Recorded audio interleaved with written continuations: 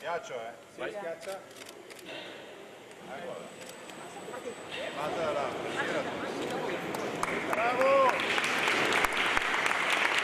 È il governatore Luca Zaia a riattivare personalmente la linea di produzione della Berti Serramenti, azienda di Tessera dichiarata fallita a fine 2015. Sembrava veramente una di quelle che non aveva più speranze e invece la forza e la preparazione dei lavoratori ha fatto sì che questo diventasse una buona esperienza di nuova forma di come si rilancia un'impresa attraverso la cooperazione. A rendere possibile la riapertura degli impianti la scelta di 22 lavoratori che hanno deciso di prendere il destino dell'azienda nelle proprie mani e di costruire una cooperativa per salvare i loro posti di lavoro e tutelare un patrimonio costruito in anni di fatiche. La situazione più grande è che 22 persone rimaste senza lavoro, con grande professionalità acquisita in tanti anni di lavoro, siano riusciti a far riemergere questa realtà.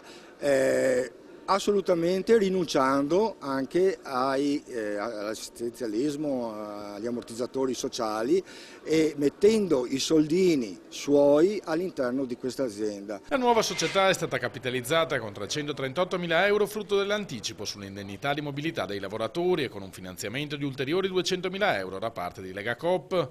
Un percorso che potrà essere utilizzato con successo anche in altre vertenze, si augurano dalla CGIL, ma solo in presenza di alcune caratteristiche. Ci vuole un'azienda che sia sana e questo non è facile, ci vuole delle persone che abbiano le capacità e questo è ancora più difficile, ci vuole soprattutto un sistema che aiuti queste persone a riprendersi in mano il proprio futuro.